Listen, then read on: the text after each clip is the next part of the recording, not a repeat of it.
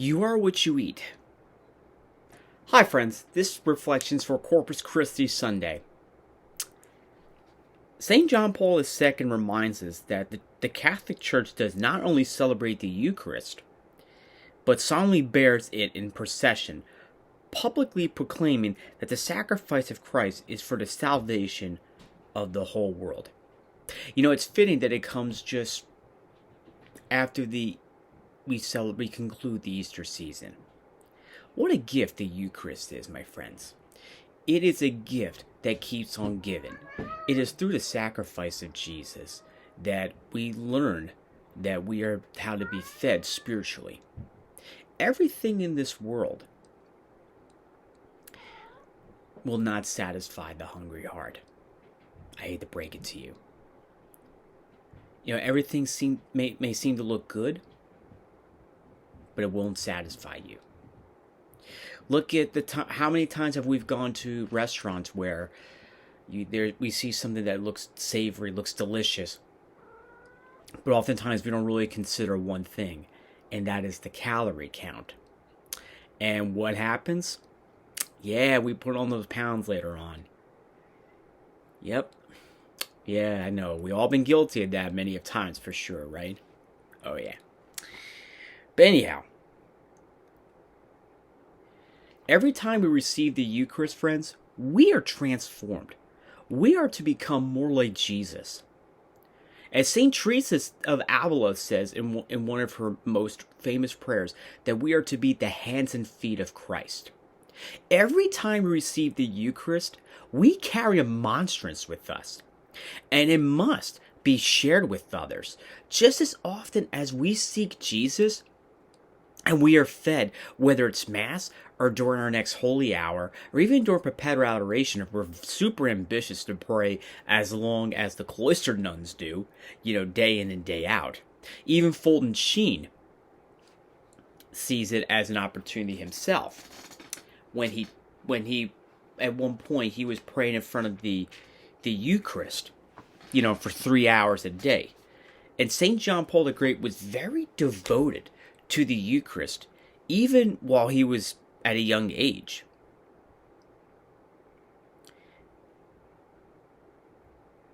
Fulton Sheen reminds us, as a man must be born before he can begin to lead his physical life, so we must be born to lead a divine life. That birth occurs in the sacrament of baptism. To survive, he must be nourished by divine life. That is done in the sacrament of the Holy Eucharist. As we are reminded from Jesus, one does not live by bread alone, but by every word and deed. It is through the Eucharist that we are given the strength that we need to carry on in this spiritual life. Because without the Eucharist, it's someone that is roaming around a desert without water for so many days. Because guess what? You're going to die. Simple as that. Without the Eucharist, we don't have the strength to overcome the pleasures of the world. It's one of the most essential things we need in our spiritual growth. In order for us to grow spiritually, we need the Eucharist. Just as much as we need the sacrament of reconciliation. But we need to make sure we are cleansed from mortal sin before we can receive the Eucharist faithfully. When was the last time you've been to confession?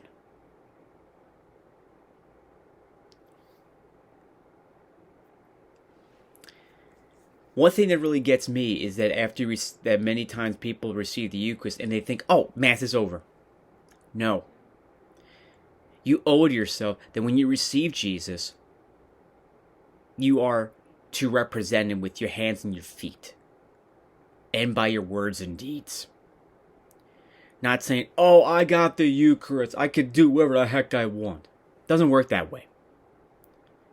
His body was given to you, and He wants you to memorialize it by loving our neighbors, our enemies, doing the works of mercy, sharing that monstrance that we carry with us in our hearts. everywhere we go. Every time I think of Corpus Christi, I think of these words from the beloved author of the Lord of the Rings series, J.R.R. Tolkien. Out of the darkness in my life, so much frustrated, I put before you the one great thing to love on earth, the Blessed Sacrament. There you will find romance, glory, honor, fidelity, and the true way of all your loves on earth.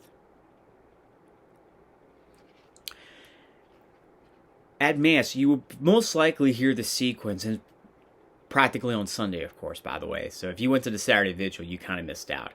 I'm not judging you, but just saying. Something for you to consider. Jesu of your love, befriend us. You refresh us. You defend us. Your external goodness send us in the land of life to see. I always recall a beautiful hymn called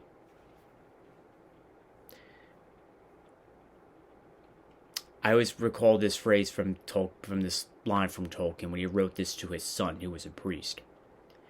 And let's face it,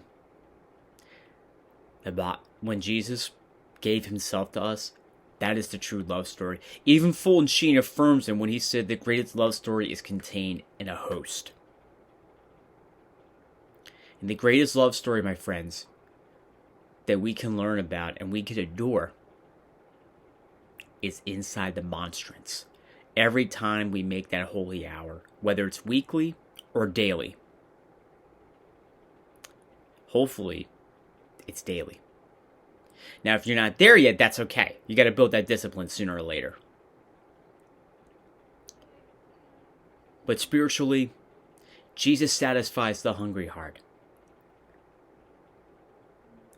We become strengthened.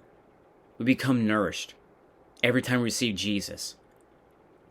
To paraphrase Blessed Carlo Casas, we must receive Jesus more frequently so we can become like him. Friends, how are you sharing the monstrance that you carry with you every time you receive the body and blood of Christ at Mass? How often do you strengthen yourself spiritually by making a holy hour? These are the things, these are the practices of what makes a good, faithful, and devout Catholic. Regardless if you were a Catholic by birth, or a convert to the faith, or someone that has returned to the faith, or seeking to return to the faith. The presence of Jesus in the most blessed sacrament is key. If you accept that, everything else will fall in its place. And nothing will stop you.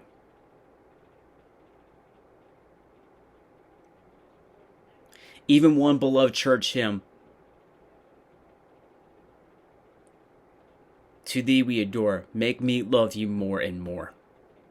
Let us love Jesus in the sacrament more and more today, every time we receive his body and blood, and every time we adore him for that holy hour that we make, whether it's daily or weekly.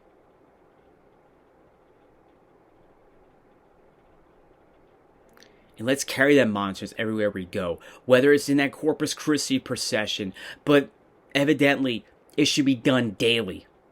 When we share it with others, those who are in need of spiritual satisfaction, our hearts are hungry for him. Let us satisfy those hungry hearts today by being the hands and feet, as St. Teresa of Avila asked in her prayer.